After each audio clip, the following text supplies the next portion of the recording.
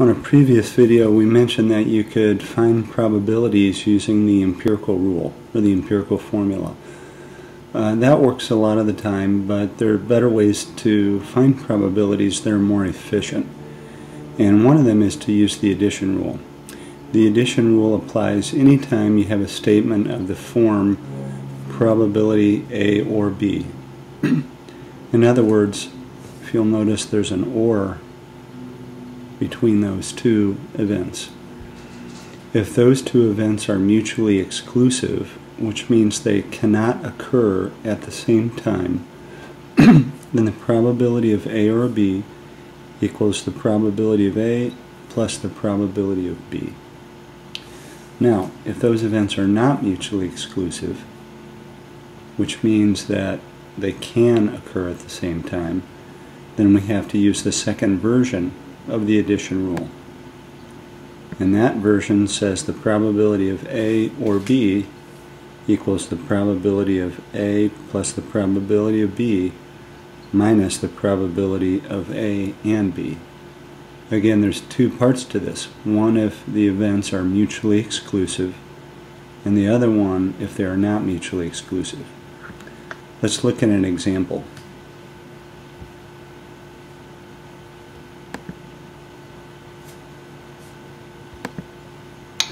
So suppose we roll a die, find the probability of an even or a 5.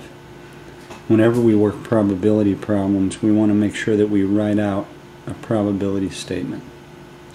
So here we'd put probability of even or 5. Since these are mutually exclusive, that is, they cannot occur at the same time, this would equal the probability of even plus the probability of 5.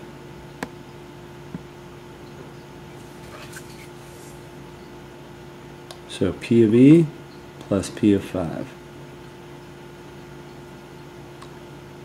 And P of E would be 3 out of 6. P of 5 would be 1 out of 6.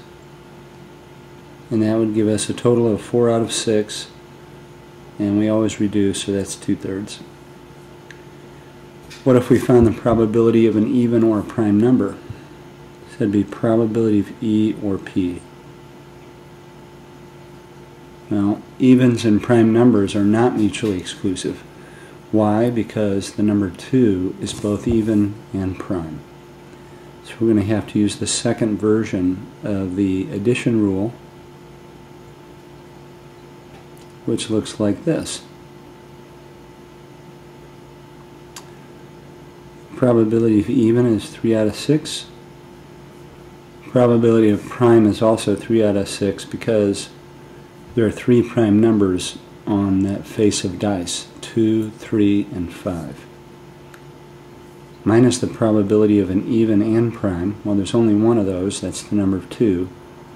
There's a 1 out of 6 probability of getting a 2. So the total probability is 5 out of 6. Let's look at another example.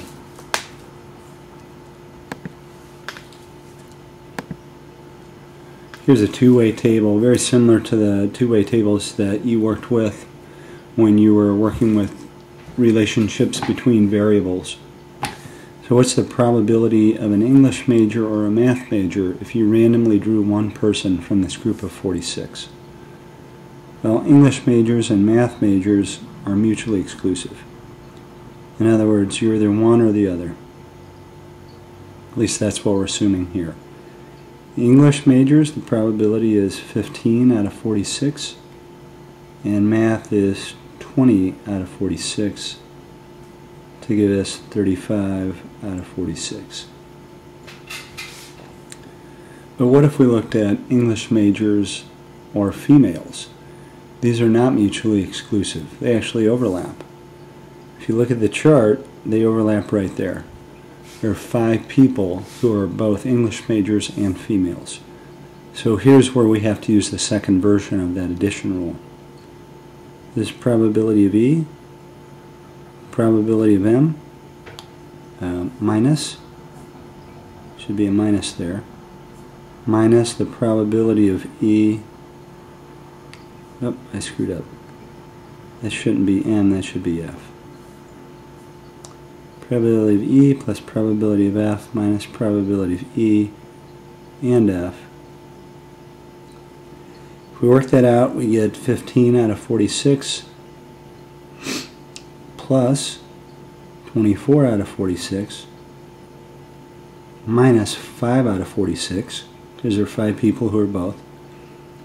And that will give us 34 out of 46, which is 17 out of 23.